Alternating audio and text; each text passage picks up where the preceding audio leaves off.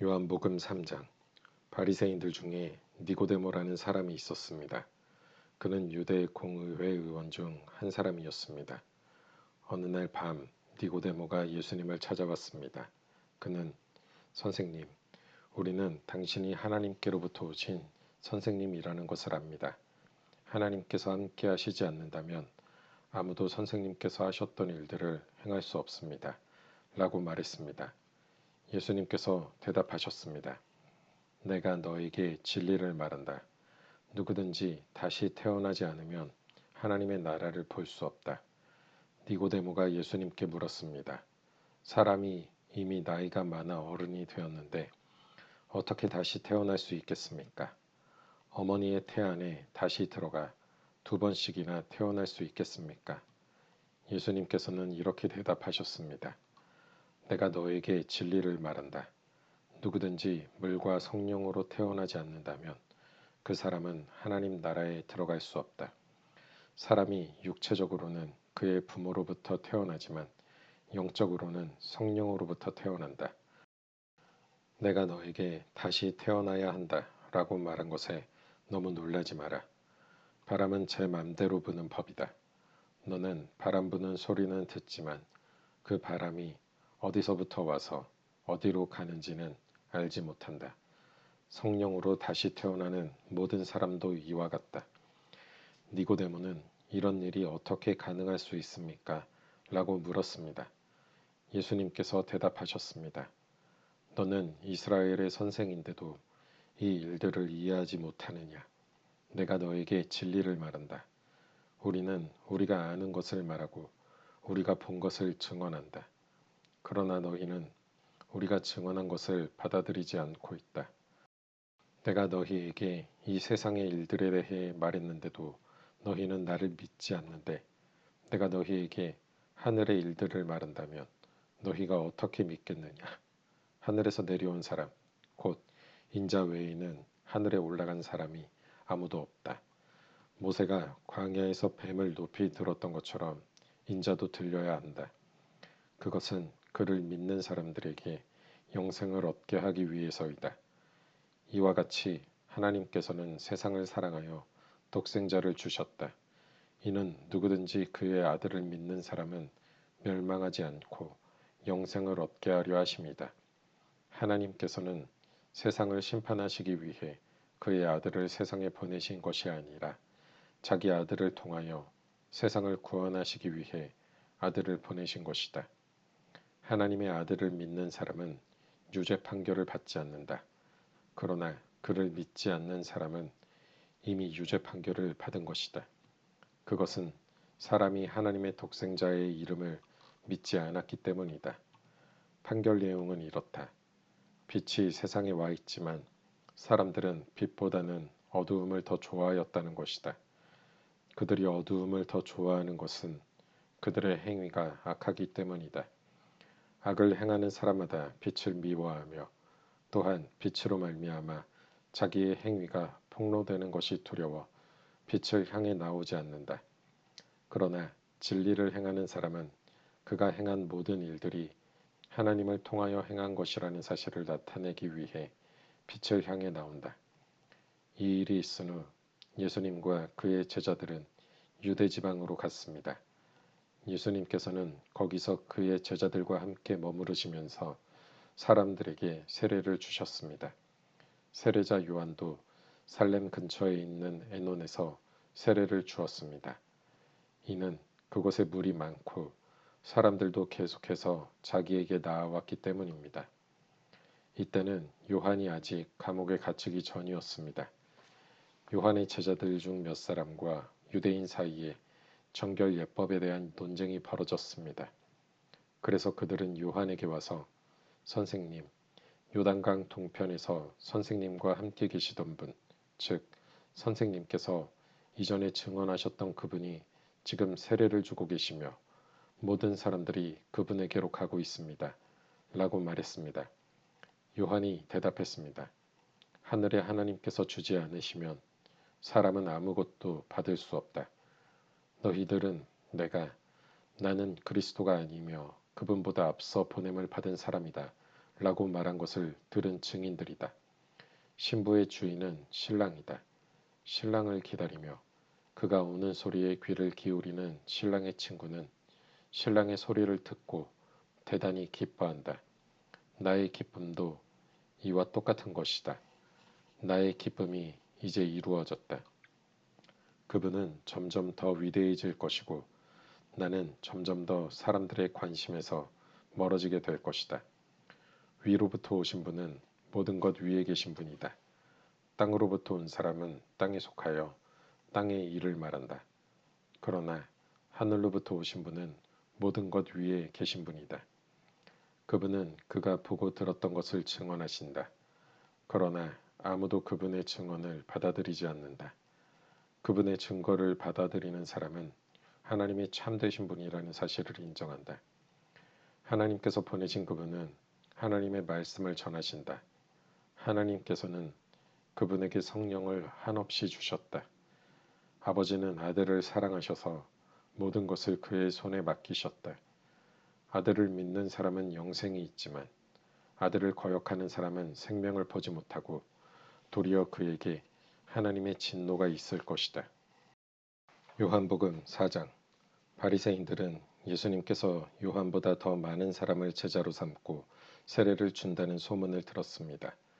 그러나 사실 예수님께서 직접 사람들에게 세례를 주신 것이 아니라 제자들이 세례를 준 것이었습니다. 예수님께서는 바리새인들이 자기에 대하여 이야기하고 있다는 것을 아시고 유대를 떠나 다시 갈릴리로 가셨습니다. 갈릴리로 가려면 사마리아 지방을 거쳐가야만 했습니다. 예수님께서는 사마리아에 있는 수가라는 마을로 들어가셨습니다. 이 마을은 야곱이 자기 아들 요셉에게 주었던 밭에서 그리 멀지 않은 곳에 있었습니다. 그곳에 야곱의 우물이 있었습니다. 예수님께서는 오랜 여행으로 피곤하여 그 우물가에 앉으셨습니다. 그때가 대략 정오쯤이었습니다. 사마리아 여자 한 사람이 물을 기르러 나왔습니다. 예수님께서는 그 여자에게 내게 마실 물 좀 주시오 라고 말씀하셨습니다. 이 일이 일어날 즈음 예수님의 제자들은 먹을 것을 사러 마을로 내려가고 그 자리에 없었습니다. 사마리아 여자는 예수님께 당신은 유대 남자고 나는 사마리아 여자인데 어떻게 나에게 마실 것을 달라고 할 수 있습니까? 라고 말했습니다. 당시 유대인들은 사마리아 사람들과 상종을 하지 않았습니다. 예수님께서는 그 여자에게 이렇게 대답하셨습니다. 당신이 하나님께서 주시는 선물이 무엇인지 또 내게 마실 것을 달라 라고 말하고 있는 사람이 누구인지 알았더라면 오히려 당신이 그 사람에게 구하였을 것이고 그러면 그가 당신에게 생명의 물을 주었을 것이요. 그 여자가 말했습니다. 선생님, 당신에게는 물 기를 도구도 없고 이 우물은 매우 깊은데 어디서 그 생명의 물을 구한단 말입니까?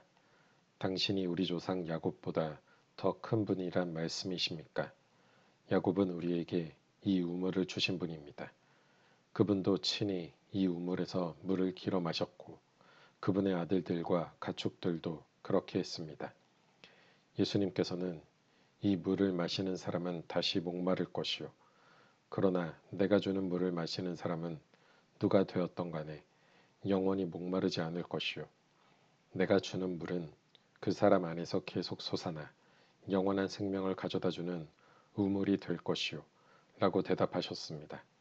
사마리아 여자는 예수님께 선생님, 저에게 그런 물을 주셔서 제가 다시는 목이 마르지 않을 뿐더러 물을 기르러 여기에 오지 않게 해주십시오. 라고 말했습니다. 예수님께서는 그 여자에게 가서 당신 남편을 불러 이리로 데려오시오. 라고 말씀하셨습니다. 그 여자는 예수님께 저는 남편이 없습니다. 라고 대답했습니다. 그러자 예수님께서 당신이 남편이 없다고 한 말은 맞는 말이요. 실제로 당신은 남편이 5명이나 있었고 지금 당신과 함께 사는 남자도 당신 남편이 아니오. 당신이 방금 전에 말한 것은 틀린 말이 아니었소. 라고 말씀하셨습니다. 그 여자는 선생님, 제가 보기에 선생님께서는 예언자이십니다. 우리의 조상들은 이 산에서 예배하였으나 유대인들은 예배할 수 있는 유일한 장소는 예루살렘에 있다고 주장합니다. 라고 말했습니다. 예수님께서 이렇게 말씀하셨습니다. 여인이여, 나를 믿으시오. 이 산에서도 아니고 예루살렘에서도 아닌 당신네들이 아버지께 예배할 때가 올 것이요. 사마리아 사람인 당신네들은 알지 못하는 것을 예배하나 우리 유대인들은 우리가 알고 있는 것을 예배하오.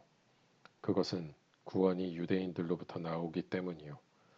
그러나 참되게 예배하는 사람들이 영과 진리로 아버지께 예배할 때가 올 것인데 지금이 바로 그때요. 그리고 하나님께서는 이렇게 예배하는 사람들을 찾고 계시오. 하나님께서는 영이시기 때문에 하나님께 예배하는 사람들은 반드시 영과 진리로 예배해야만 하오. 그 여자는 그리스도라고 불리는 메시아가 오실 것이라는 사실을 알고 있습니다. 그분이 오시면 우리에게 모든 것을 설명해 주실 것입니다. 라고 말했습니다. 그러자 예수님께서 여자에게 말씀하셨습니다. 지금 당신과 이야기하고 있는 내가 바로 그 메시아요.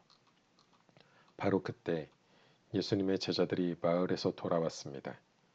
그들은 예수님께서 여자와 이야기하고 있는 것을 보고 무척 놀랐습니다. 그러나 아무도 선생님 무엇을 구하고 계십니까? 라거나 선생님 무슨 일로 그 여자와 이야기를 하고 계십니까? 라고 묻는 사람이 없었습니다. 그 여자는 물 항아리를 버려두고 마을로 돌아가 사람들에게 말했습니다. 여러분, 이리 와서 내 과거의 일을 다 말해준 사람을 한번 보세요. 이분이 메시아가 아닐까요? 그러자 사람들이 마을에서 나와 예수님께로 왔습니다. 그 사이 제자들은 예수님께 선생님 음식을 좀 드시지요. 라고 청했습니다. 그러나 예수님께서는 나에게는 너희들이 알지 못하는 먹을 음식이 있다. 라고 대답하셨습니다. 그러자 제자들은 자기들끼리 누가 예수님께 먹을 것을 갖다 드렸을까? 라고 말했습니다. 예수님께서 이들에게 말씀하셨습니다. 나의 음식은 나를 보내신 분의 뜻을 행하고 그분의 일을 완수하는 것이다. 너희들은 넉 달이 지나야 추수 때가 될 것이다. 라고 말하지 않느냐. 그러나 나는 너희에게 말한다. 눈을 들어 밭을 보아라. 이미 곡식이 익어 추수할 때가 되었다. 추수하는 사람은 벌써 추수한 대가로 품삯을 받고 영생을 위한 곡식을 추수하는 중이다. 그래서 씨를 뿌린 사람은 추수하는 사람과 함께 기뻐할 수 있게 될 것이다. 그러므로 한 사람은 씨를 뿌리고 다른 사람은 추수한다 라고 하는 말은 진리이다. 나는 너희들이 직접 수고하지 않은 것을 추수하라고 너희들을 보냈다. 다른 사람들은 수고하였고 너희들은 그들이 해놓은 수고의 결실을 얻게 되었다. 그 마을에 사는 많은 사마리아 사람들은 그 여자가 그분은 내 과거의 모든 일들을 나에게 말씀해 주셨어요. 라고 말한 것 때문에 예수님을 믿었습니다. 사마리아 사람들이 예수님께 그들과 함께 지내다 가시기를 청했으므로 거기서 이틀을 머무르셨습니다. 그래서 보다 많은 사람들이 예수님의 말씀을 듣고 예수님을 믿었습니다. 그들은 그 여자에게 더 이상 우리는 당신의 말 때문에 예수님을 믿는 것이 아니요. 우리가 이제는 예수님의 말씀을 직접 들었고 이분이 참으로 세상의 구세주라는 사실을 알았기 때문에 믿는 것이요. 라고 말했습니다.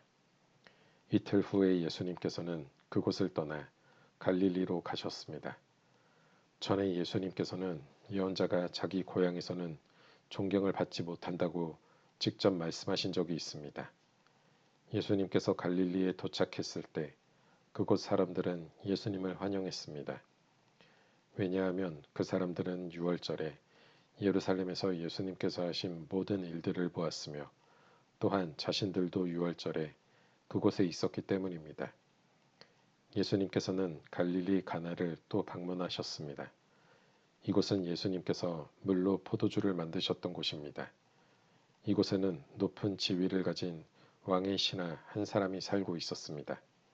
그 신하의 아들은 병에 걸려 가버나움에 있었습니다.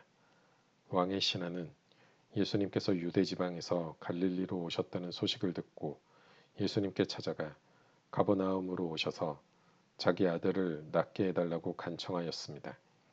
그 신하의 아들은 거의 죽기 직전에 있었습니다. 예수님께서 왕의 신하에게 말씀하셨습니다. 너희는 표적과 기이한 것들을 보지 않으면 전혀 믿으려 하지 않는다. 그 신하가 말했습니다. 선생님, 제 아들이 죽기 전에 가버나움으로 오십시오. 예수님께서 대답하셨습니다. 가시오, 당신 아들은 살 것이오. 그 사람은 예수님께서 자기에게 하신 말씀을 믿고 집으로 갔습니다. 그 사람은 집으로 가는 도중에 자기의 하인들을 만나 자기 아들이 살아났다는 소식을 들었습니다. 왕의 신하가 자기 아들이 낫게 된 때를 묻자 하인들은 어제 오후 1시 무렵부터 열이 떨어졌습니다. 라고 대답했습니다. 아이 아버지는 그때가 바로 예수님께서 당신 아들은 살 것이요 라고 말씀하신 그 시각과 정확히 일치한 것을 알고 자기와 그 집의 모든 사람이 예수님을 믿었습니다. 이것은 예수님께서 유대에서 갈릴리로 오신 후 행하신 두 번째 표적이었습니다.